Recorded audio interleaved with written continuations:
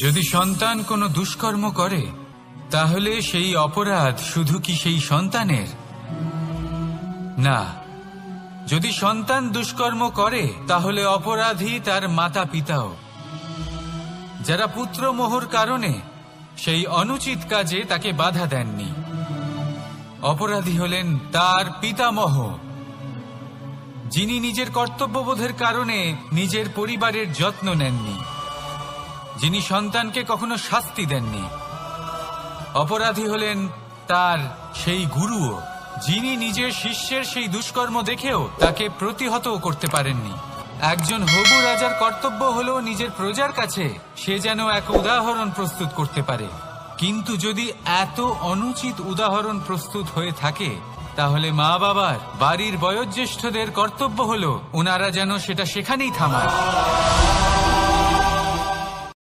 বল, শক্তি, পরাক্রম এই সংসারের বিকাশের মূল। কিন্তু কখনো ভেবেছেন যে প্রকৃতি আমাদের এই বল, শক্তি, পরাক্রম কেন দিয়েছেন? যাতে আমরা জীবনে কারোর উদ্ধার করতে পারি, কাউকে সাহায্য করতে পারি, কারোর জন্য ভালো কিছু করতে পারি, কোনো গরিব অসহায় মানুষের জন্য কিছু করতে পারি। এই বল, এই শক্তির সদ্ব্যবহার করতে পারি। কখনো দেখেছেন এমন মানুষ যার কাছে অসীম শক্তি আছে কিন্তু তার সাথে অসম্ভব অহংকারও রয়েছে, যিনি নিজেকে সর্বশ্রেষ্ঠ বলে মনে করেন, খারাপ কাজও করেন। আপনি দেখবেন প্রকৃতি এবং মানুষ তাকে ভাঙতে সর্বদা চেষ্টা করেন। মনে রাখবেন, যতই সুবিশাল পর্বত হোক না কেন, তা যদি পথে পড়ে তাকে ভেঙে পথ প্রশস্ত করা হয়। যদি আপনার কাছে বল থাকে, শক্তি থাকে, পরাক্রম থাকে, তাহলে তার সদ্ব্যবহার করুন, কাউকে সাহায্য করুন, কাউকে রক্ষা করুন। যদি আপনি আপনার শক্তির দুর্ব্যবহার করেন তাহলে মনে রাখবেন আপনি নিজের বিনাশ নিজেই আমন্ত্রণ করছেন। এবার বল অর্জন করার পরে, শক্তি অর্জন করার পরে আপনি নিজেকে বিনাশ করতে চান নাকি এই সংসারের উদ্ধার করতে চান? সিদ্ধান্ত আপনার। রাধা রাধা। যখন সুখ আসে তখন সে আপনার পরীক্ষা নেয় যে আপনার মধ্যে অহংবোধ জাগ্রত হয়নি তো। যদি অহংবোধ চলে আসে তাহলে সুখ সেখানেই সঙ্গ ত্যাগ করে। দুঃখ আপনার ধৈর্যের পরীক্ষা নিতে থাকে, আর যদি আপনার মধ্যে ধৈর্য না থাকে তাহলে এটা আপনাকে আরো বেশি দুঃখের গভীর অন্ধকারে ঠেলে দেবে। সেখানে শক্তি পরীক্ষা নেয় আপনার বিনম্রতার। যদি আপনি বিনম্র না হন তাহলে হয় এই শক্তি আপনার সঙ্গ ত্যাগ করবে, নয় এই শক্তি বিনম্রতার অভাবে আপনার পতনের কারণ হতে পারে। মানুষ আর ধন, এই দুইয়ের মধ্যে সম্পর্ক খুব ঘনিষ্ঠ। ধন হলো সেই শক্তি যার ব্যবহার মানুষ করে থাকে সাংসারিক বস্তু ক্রয় করার জন্য, নিজের জীবন যাপন করার জন্য। আর মানুষ হলো সেই শক্তি যারা ধনকে গুরুত্বপূর্ণ করে তোলেন। এবার একটা কথা বলি, ব্যবহার করা উচিত ধনকে আর ভালোবাসা উচিত মানুষকে। এটা বেশিরভাগ মানুষই বোঝেন না। মানুষ এখানেই সব থেকে বড় ভুল করে বসেন। তারা ভালোবাসেন ধনকে আর ব্যবহার করেন মানুষকে। এ হলো অনুচিত। দেখুন, আপনি একটা সূচের দ্বারা যুদ্ধ করতে পারবেন না, আর কোনো তলোয়ার দ্বারা বস্ত্র সেলাই করতে পারবেন না, তাই না? কোনটা কিসের জন্য হয় সেটা বোঝা অত্যন্ত জরুরি। আপনিও সঠিক দিকে অগ্রসর হন। মানুষকে ভালোবাসুন আর ধনকে ব্যবহার করুন।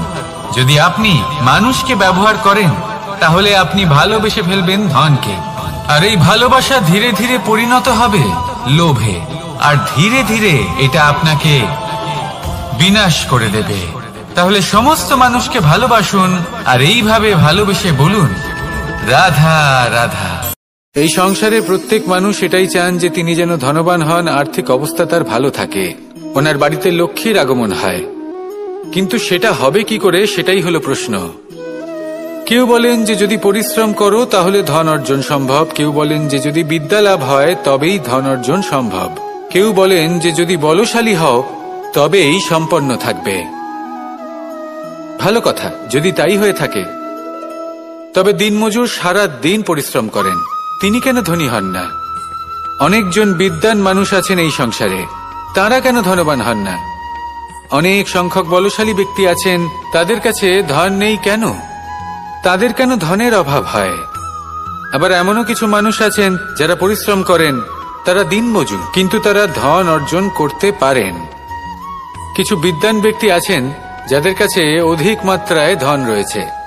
কয়েকজন বলশালী ব্যক্তি রয়েছেন যাদের কাছে সাফল্য কে না চান? সাফল্য লাভ করার শিখরে পৌঁছানোর আলাদাই একটা আনন্দ রয়েছে। আর আপনজনদেরও কে না চান? প্রত্যেক মানুষ চান যেন জীবনে তার কোনো আপনজন থাকে, যারা সবসময় তাদের সাথে থাকবে, কারণ আপনজনের সাথেই তো সাফল্যের আনন্দ সব থেকে বেশি পাওয়া যায়। কিন্তু আসলে কি হয়, অনেক সময় সাফল্যের খোঁজে সেই পথে চলতে চলতে আমরা আপনদের থেকে দূরে চলে যাই, না চাইতেও দূরে চলে যেতে হয়, ওনাদের সাথে সময় কাটাতে পারি না। আর আমরা ভুলে যাই যে সাফল্যের আসল আনন্দ আপনজনদের সাথেই পাওয়া যায়। সফল হওয়ার পরে আপনদের সাথে দেখা হলে তাদের চোখে আমাদের জন্য যে আবেগ থাকে, যে সম্মান, যে প্রেম থাকে, সেটাই হলো আসল পুরস্কার। আমরা সেই কথা ভুলে যাই এবং একা হয়ে পড়ি। বেশিরভাগ সময় এটাই হয়, বেশিরভাগ সময় সফল মানুষগুলি একা হয়ে যান। এবার আপনি কি চান? আপনি অসফল হয়ে দিনগুলি একাকিত্বে কাটাতে চান, নাকি সফল হয়ে আপনজনদের সাথে আনন্দে থাকতে চান? সেই সিদ্ধান্ত আপনার। সাফল্যের পেছনে ছুটুন, নিজেকে উজাড় করে দিন, কিন্তু আপনজনদের সঙ্গ ত্যাগ করবেন না। সেই আপনজন যারা আপনার সাফল্যের জন্য দায়ী, সেই আপনজন যিনি আপনার সাফল্যে আনন্দ পান, সুখ লাভ করেন, তাদের কখনো ত্যাগ করবেন না। আসুন আমার সাথে ভালোবেসে বলুন, রাধা রাধা।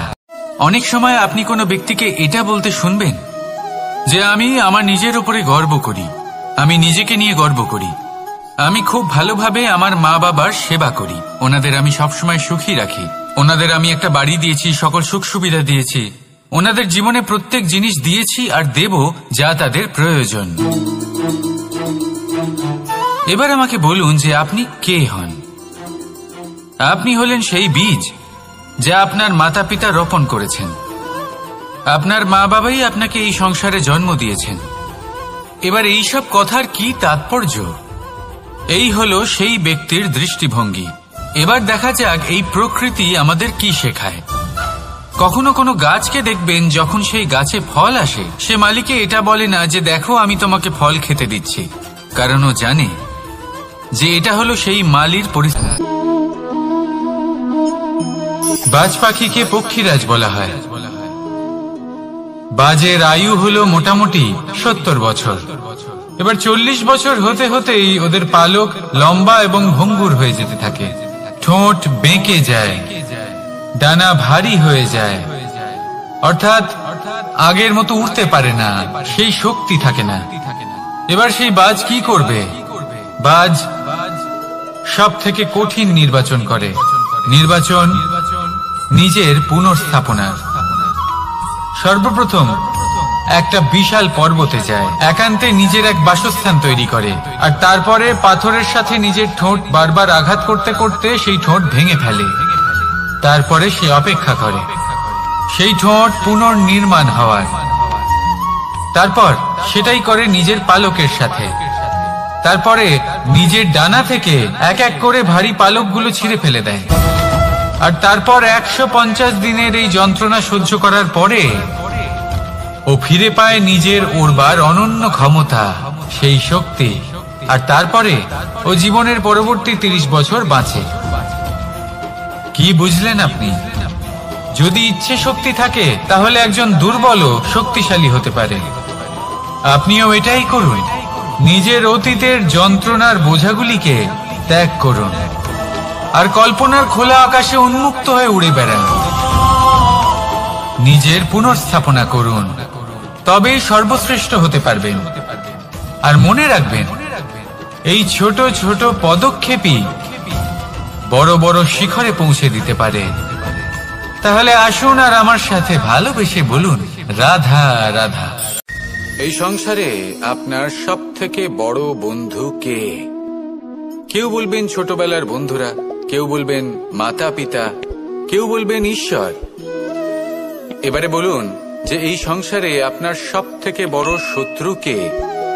কেউ বলবে আপনার বিরোধী, সেই ব্যক্তি যে আপনাকে হিংসে করে, বা আপনার নিজের অহংকার। আমি বলবো যে এই সংসারে আপনার সব থেকে বড় বন্ধু হলো আপনার নিজের মন। এই চঞ্চল মনকে যদি আপনি নিয়ন্ত্রণ করতে শিখতে পারেন, তাহলে এর থেকে বড় বন্ধু এই সংসারে আপনি কোথাও পাবেন না। সেখানেই যদি এই মন আপনাকে বশ করে ফেলে, তাহলে সংসারে এর থেকে বড় শত্রুও আপনি কোথাও পাবেন না। প্রথমে এই মনকে নিয়ন্ত্রণ করতে শিখে যান, আর তখন এই মন প্রসন্ন হয়ে বলবে।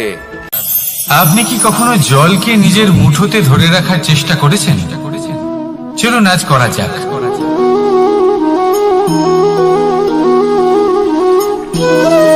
যদি আপনি নিজের মুঠো জোরে বন্ধ করেন, জল ধরে রাখতে পারবেন না। যদি আপনি তাকে এমনি বইতে দেন, তাহলে ও নিজের পথ নিজেই করে নেবে, আর আপনার হাতেও থেকে যাবে। আমাদের জীবনও হলো কিছুটা এরকম, জলের মতো। নিজের পথ নিজেই করে নেয় এই জীবন। প্রত্যেক সমস্যার সমাধান নিজেই করে নেয় এই জীবন। তাই জীবনে যখন কোনো পরিস্থিতি আমাদের প্রতিকূল হয়ে থাকে, কিছুই হয়তো আমরা বুঝতে পারছি না, কিছুই যখন বসে থাকে না, তখন আমরা হতাশ হয়ে পড়ি, নিরাশ হয়ে পড়ি। আর এটাই করা উচিত নয়। শান্ত মনে দেখতে হবে যে এই জীবনে আসলে কি ঘটে চলেছে। কষ্ট সবাই ভোগ করেন। কষ্ট পেলে কেউ রেগে যান, রেগে গিয়ে পরাক্রম দেখান। এটাই তো করা উচিত নয়। শান্ত মনে সেটাই করতে হবে যা জীবন আমাদের শেখাতে চাইছে। জীবন আমাদের সব শিখিয়ে দেবে, শুধু মনে রাখবেন কখন প্রয়াস করতে হবে আর কখন আমাদের প্রতীক্ষা করতে হবে, সেটা আগে আপনাকে বুঝতে হবে। তাহলে আসুন আমার সাথে ভালোবেসে বলুন, রাধা রাধা। মানুষ জীবনে তিনটে কাজ অবশ্যই করে থাকে। কিছু দান করে, কিছু গ্রহণ করে, আর কিছু ত্যাগ করে দেয়। এটাও ভাবতে থাকে যে এটা করলে কিভাবে করবে। দেবার জন্য পর্যাপ্ত ধন নেই, নেবার জন্য সংসারে অত স্নেহ নেই, আর ত্যাগ করার জন্য জীবনে এত সুখই নেই। তাহলে কিভাবে করবে?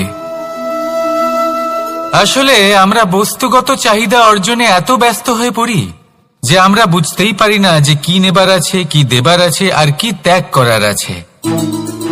তাহলে আজ আমি আপনাকে বলেই দিই, মনে রাখবেন এই তিনটে গুরুত্বপূর্ণ গুণ, তিনটে গুরুত্বপূর্ণ কথা। দেবার জন্য আছে দান, নেবার মতো আছে জ্ঞান, আর ত্যাগ করার মতো আছে অহংকার। ভগবান আর ভক্ত যখন একাকার হয়ে যায়, যখন ভক্ত তার ভগবানের প্রতি এবং নিজের জীবনের উদ্দেশ্যের প্রতি সম্পূর্ণরূপে সমর্পিত হয়, তখন জন্ম নেয় ভক্তি। এই সংসারের সমস্ত আশা হয়তো আপনার সঙ্গ ত্যাগ করে দিতে পারে, তখনও ভক্তি সাথে থাকবে। ভক্ত আর ভগবান যখন একাকার হয়ে যায়, তাদের মধ্যে কোনো পার্থক্য থাকে না। তারা এক হয়ে যায়, এক ব্যক্তিত্ব, এক অস্তিত্ব। সেই জন্য কখনো জীবনে যে কোনো রূপেই, যে কোনো প্রকারেই, যে কোনো ঈশ্বরকে মান্য করুন। মনের মধ্যে শ্রদ্ধা ভাব জাগ্রত করুন, মনে ভক্তি ভাব জাগ্রত করুন। এই সমগ্র সংসারে সব কিছু আপনাকে ছেড়ে চলে গেলেও তখনও এই ভক্তি শুধুমাত্র আপনার উত্থান ঘটাবে। তাই মনে ভক্তি জাগ্রত করুন, আর আমার সাথে ভালোবেসে বলুন, রাধা রাধা। শব্দই হলো শূন্য, শব্দই হলো আরম্ভ, শব্দই হলো অন্ত, শব্দই হলো অমর, শব্দই হলো ব্রহ্ম। এই শব্দ হলো অত্যন্ত বিশেষ। কেউ কাঁদলে তাকে হাসিয়ে তোলে, কেউ হাসলে তাকে কাঁদিয়ে দেয়। কারোর মনে উদ্দীপনা জাগিয়ে তুলতে পারে, আবার কারোর মনে কাঁটা হয়ে বিঁধে থাকতে পারে। একটা অত্যন্ত গুরুত্বপূর্ণ কথা যা বোঝা অত্যন্ত আবশ্যক। আপনার মন, আপনার হৃদয়ে যতই শুদ্ধ হোক না কেন, যতই পবিত্র হোক না কেন, আপনার দৃষ্টিভঙ্গি যতই স্পষ্ট হোক না কেন, যদি আপনার কথা পবিত্র না হয়, যদি আপনার শব্দ শুদ্ধ না হয়, তাহলে তা আপনাকে আপনার কর্মফল ভোগ করতে বাধ্য করবেই। একটা সহজ উদাহরণ দিই। আপনার জীবনে এমন কেউ অবশ্যই থাকবেন যাকে আপনি পছন্দ করেন না, যিনি হয়তো অধর্মী মানুষ, যিনি হয়তো দুর্বুদ্ধি সম্পন্ন মানুষ, কিন্তু তার জন্য অপশব্দ প্রয়োগ করলে তার মধ্যে কোনো পরিবর্তন আসবে না, তার মানসিকতা বদলাবে না, শুধু মনে প্রতিশোধ স্পৃহা জেগে উঠবে, মনে হিংসা জাগবে, আর কিচ্ছু না। সেই জন্য নিজের শব্দকে নিয়ন্ত্রণ করুন, নিজের কথা সংযত করুন। শ্রেষ্ঠ থেকে শ্রেষ্ঠতর মানুষকেও সাবধানী হতে হয়, কারণ যদি এই শব্দের প্রয়োগ সঠিক না হয়, তাহলে আজীবন মানুষকে নির্বাক হয়ে থাকতে হতে পারে। তাহলে নিজের শব্দ নিয়ন্ত্রিত রাখুন, নিজের কথাকে শুভ করুন, এতে প্রেমবোধ জাগিয়ে তুলুন, আর সেই প্রেমবোধ নিয়েই বলুন রাধা রাধা। বরদান এবং অভিশাপ, এই দুই হলো একই মুদ্রার দুটি পিঠ। এই বরদান আমরা অনেক কারণে পেতে পারি, কখনো নিজের পরিশ্রমের কারণে, কখনো নিজের তপস্যার কারণে, কখনো আমাদের পূর্বপুরুষদের কর্ম ও তপস্যার কারণে। কিন্তু এই বরদান কতক্ষণ বরদান থাকবে তা আমরা নিশ্চিত করতে পারি না, তা সুনিশ্চিত করে শুধুমাত্র আমাদের কর্ম। যদি আপনাকে উদাহরণ দিই, আপনি রেশমের কীট দেখেছেন? ও বরদান পেয়েছে যে ও নিজের সুরক্ষার জন্য খোলস বানাতে পারে। এবারও তাতে এত মত্ত হয়ে যায় যে এমন এক আবরণ বানিয়ে ফেলে যাতে সে নিজেই আবদ্ধ হয়ে চাপা পড়ে মরে যায়। এটার তাৎপর্য কি? তাৎপর্য খুবই সরল। গর্ব করা খুবই ভালো, কিন্তু অহংকার করা কখনোই উচিত নয়। যদি অহংকার মনের মধ্যে প্রবেশ করে, তাহলে এই বরদান অভিশাপে পরিণত হতে সময় লাগে না। আর যদি কর্মশ্রেষ্ঠ হয়, তাহলে অভিশাপ বরদানে পরিণত হয়। তাহলে আসুন শ্রেষ্ঠ কর্ম করুন, আর আমার সাথে ভালোবেসে বলুন রাধা রাধা। সুখ, দুঃখ, মৃত্যু, মহামারী, এগুলো কখনো বলে আসে না, আবার জিজ্ঞাসা করেও আসে না। এমনই হয় দ্রুত ক্রীড়ার এই খেলায়। এক কারাগারের মতো, একটা মাকড়সার জালের মতো। যেমন একটা মাকড়সার জাল একটা পোকাকে নিজের দিকে আসতে আকর্ষিত করে, নিজের চমকের দ্বারা, নিজের গঠন দ্বারা, সেরকমই দ্রুত ক্রীড়ার এই খেলা মানুষকে নিজের দিকে আসতে প্ররোচিত করে। শেষে গিয়ে মানুষ আটকা পড়ে।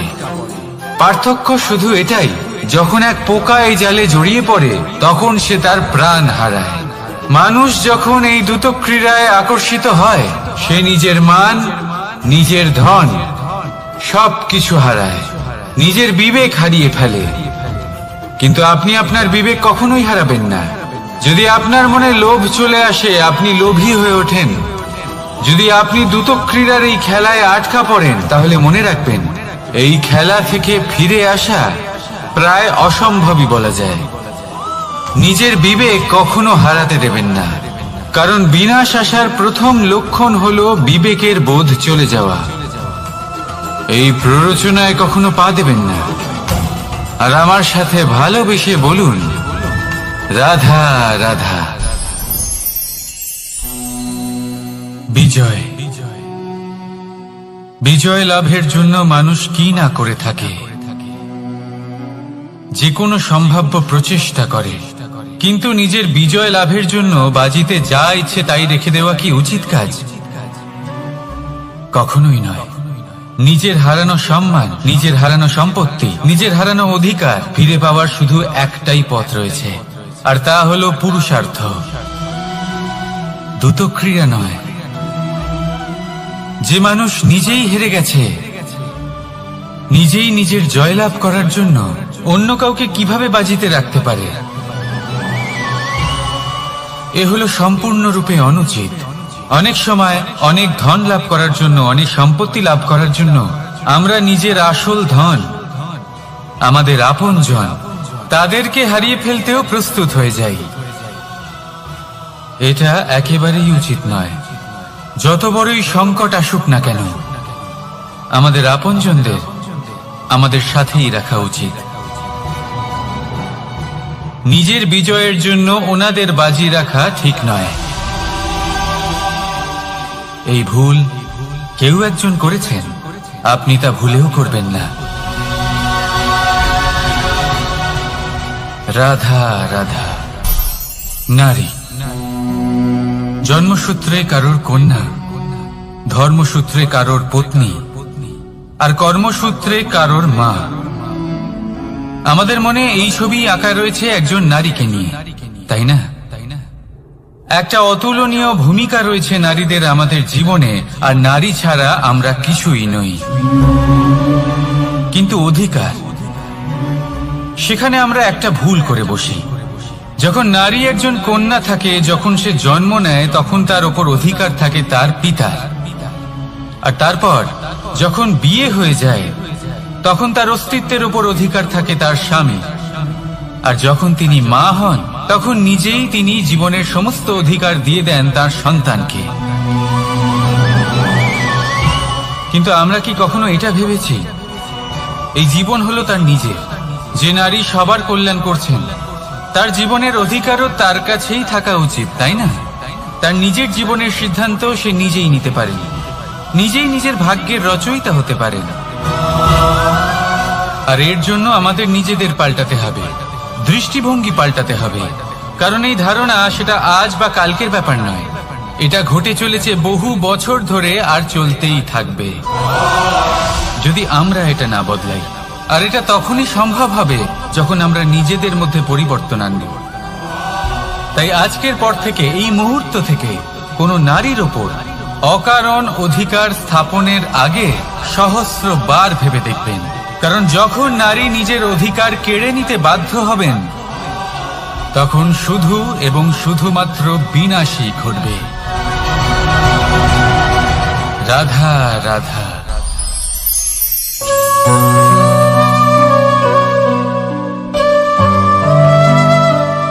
নারী, পুরুষরা যাকে নাম দিয়েছেন ত্রিয়া, কেন দিয়েছেন, কে দিয়েছেন, কেউ তা জানে না। কথায় আছে, পুরুষরা ভাবেন যে ত্রিয়া, ভাবেন একরকম, বলেন অন্য কিছু, আর করেন অন্য কিছুই। কিন্তু সত্যিটা কি এটাই? আসল সত্যি হলো এটাই যে ত্রিয়া হলো সেই চরিত্রহীন পুরুষ, আর কেউ নয়।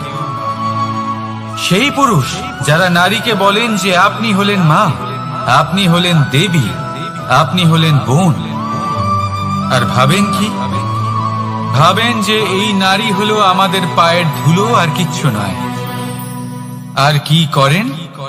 ওনাদের মাথায়, ওনাদের খোপায় মালা পরিয়ে দিয়ে ভাবেন যে ওনারা হলেন তাদের পায়ের ধুলোর সমান। একজন নারীর সম্মান ভঙ্গ করেন, তাদের দাসী মনে করেন। ভুলবেন না, যত্র নারীয়াস্ত পূজ্যন্তে রমন্তে তত্র দেবতা। অর্থাৎ যেখানে নারীকে পুজো করা হয়, সেখানে ঈশ্বর বাস করেন। আর যেখানে নারীকে অপমান করা হয়, সেখানে ঈশ্বর এবং ভাগ্য এই দুই রুষ্ট হয়। মনে রাখবেন, যদি নারী কল্যাণকারী হতে পারেন, তাহলে নারী মহাচণ্ডী রূপও ধারণ করতে পারেন। যদি একজন নারী মাতা হয়ে জন্মদান করতে পারেন, তাহলে নারী মৃত্যু হয়ে বিনাশও করতে পারেন। যেখানে নারী অপমানিত হবেন, সেখানে মহান ভারতও মহাভারতের পথে অগ্রসর হতে পারে। তাই মনে রাখবেন, নারীর অপমান যেন কখনোই না ঘটে। আর যদি কোথাও নারীর অপমান হয়, তার অর্থ হলো আপনার বিনাশ আপনার দিকেই আসছে। আর এটা হলো তার প্রথম পদক্ষেপের প্রথম পদধ্বনি। রাধা রাধা।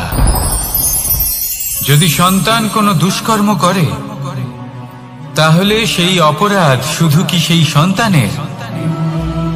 না, যদি সন্তান দুষ্কর্ম করে তাহলে অপরাধী তার মাতা পিতাও, যারা পুত্রমোহর কারণে সেই অনুচিত কাজে তাকে বাধা দেননি।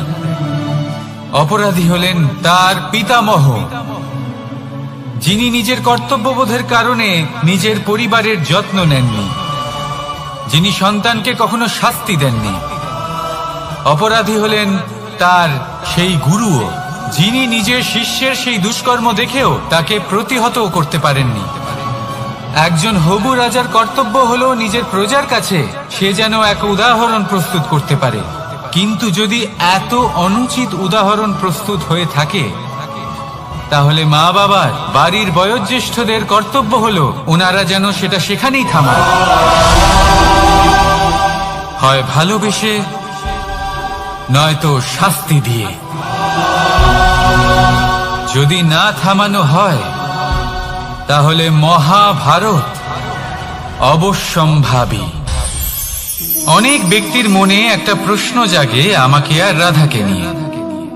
বলেন যে, না আমি আর রাধা একসাথে থাকি, না আমাদের বিয়ে হয়েছে, আমি এখানে দ্বারকাতে ও ওখানে বর্ষণাতে, তাও এত ভালোবাসা কি করে? এ কেমন সম্পর্ক? আমি তাদের একটা সহজ কথা বলতে চাই।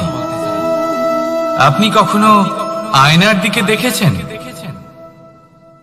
নিজের দুই চোখের দিকে তাকিয়ে জিজ্ঞাসা করুন, এই দুই চোখ একসাথে কেন বন্ধ হয়? একসাথে কেন খোলে? একসাথে কেন ঘুমোয়? একসাথে কেন কাঁদে? আজীবন কোনো এক মানুষের সাথে সম্পর্ক রাখা অবশ্যই সম্ভব, তাদের সাথে দেখা না করে।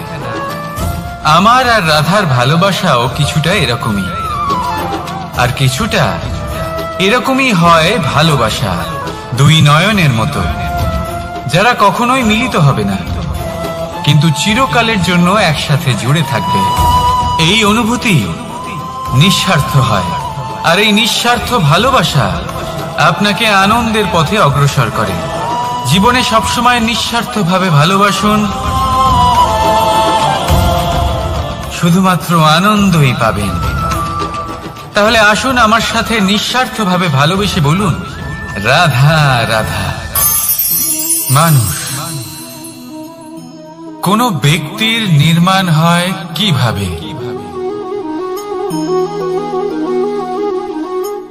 কেউ বলবেন পঞ্চতত্ত্বের দ্বারা, কেউ বলবেন আত্মা, দেহ ও চেতনার দ্বারা, কেউ বলবেন ঈশ্বরের কৃপার দ্বারা, তো কেউ বলবেন এই প্রকৃতির পরীক্ষার দ্বারা।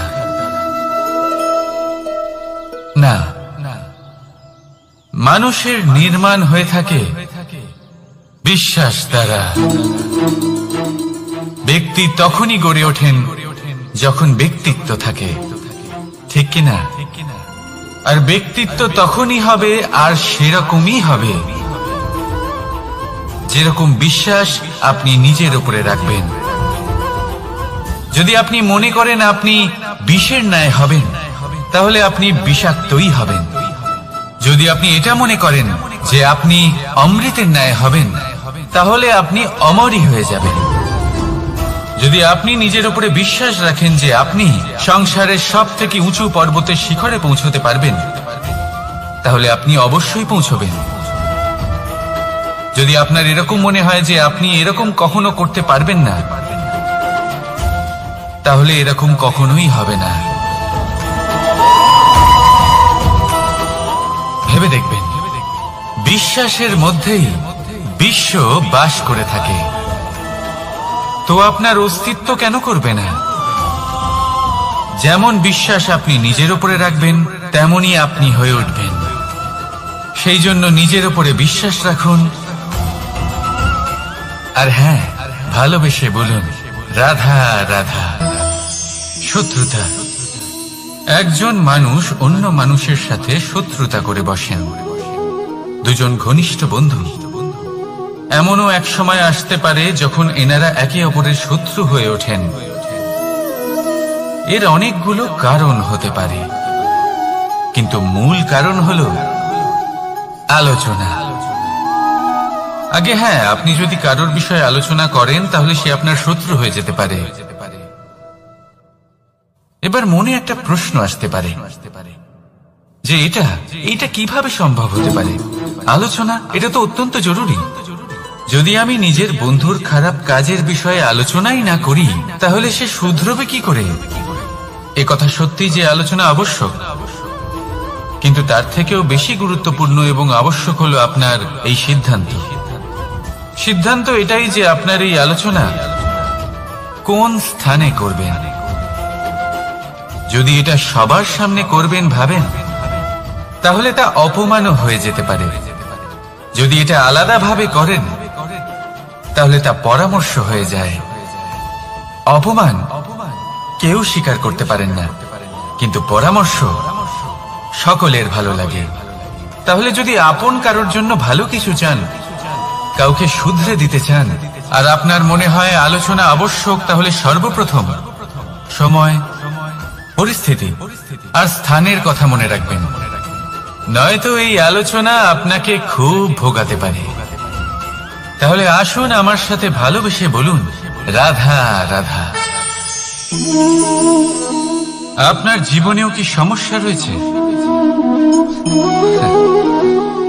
অবশ্যই থাকবে। প্রত্যেকের জীবনেই সমস্যা থাকে। প্রত্যেক মানুষ জিজ্ঞাসাও করেন যে এই সমস্যা আসলে কি আর কেন আসে জীবনে। আপনাকে একটা কথা বলে দিই যে সমস্যা আসলে সেটা নয় যা আপনার পথে বাধা সৃষ্টি করে, বরং সমস্যা হলো সেটাই যেটা আপনি তখন দেখতে পান যখন আপনার একাগ্রতা আপনার পথ থেকে, আপনার লক্ষ্য থেকে সরে যেতে থাকে।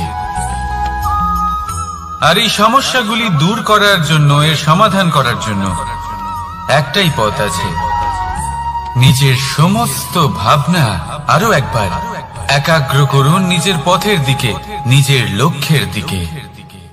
আপনার সমস্ত ভাবনা যদি কেন্দ্রীভূত হয় নিজের লক্ষ্যে, তাহলে এই সমস্যা দূরে থাকবে। যদি এরকম না হয়, যদি আপনার মন একটু অন্যদিকে চলে যায়, তাহলে এই সমস্ত সমস্যা আবার সামনে চলে আসে আর বাড়তেও থাকে।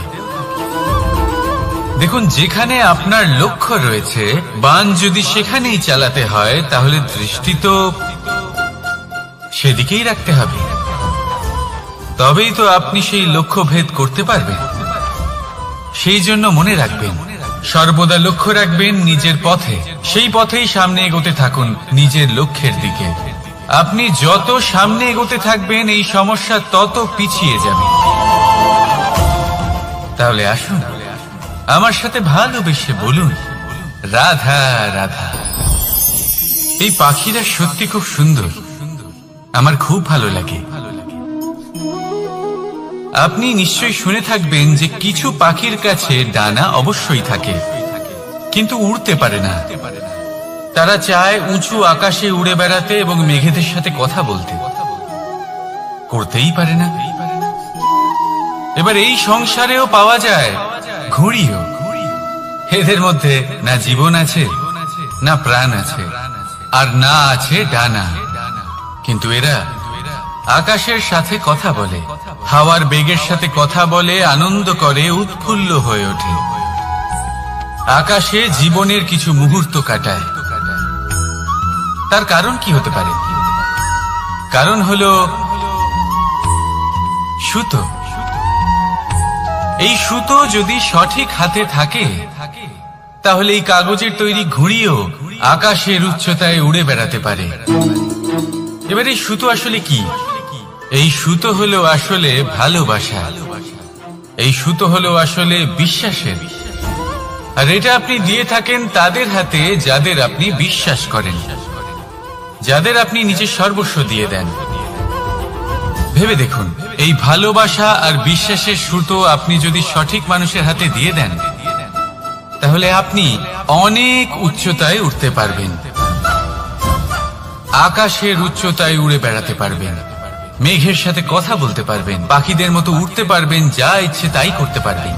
শুধু এই মানুষ সঠিক হতে হবে, এমন একজন মানুষ যার মনে আপনার জন্য ভালোবাসা রয়েছে, এমন এক মানুষ যার মনে কোনো স্বার্থ নেই, যিনি পরোপকারী, এমন একজন ব্যক্তি যিনি আপনার অস্তিত্বকে বাইরে নিয়ে আসতে পারবেন, তাকে উজ্জ্বল করে তুলবেন।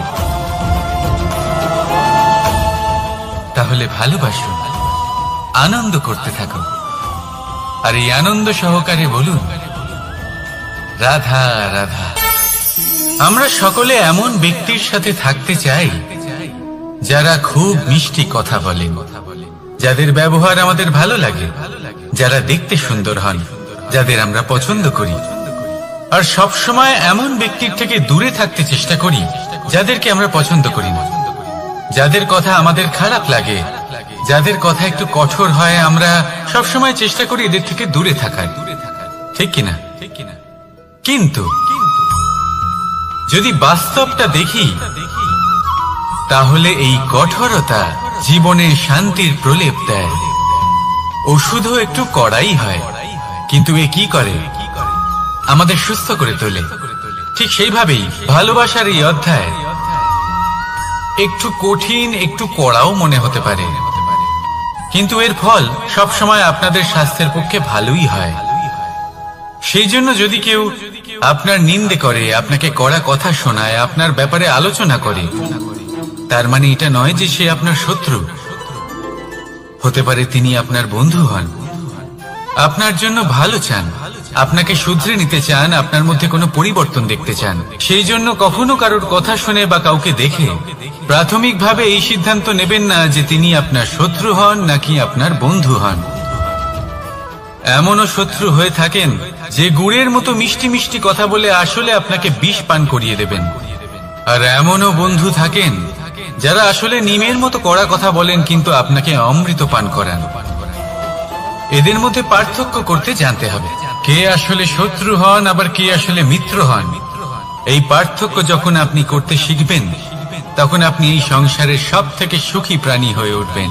এই পার্থক্য বোঝা সহজ নয়, কিন্তু অবশ্যই আবশ্যক।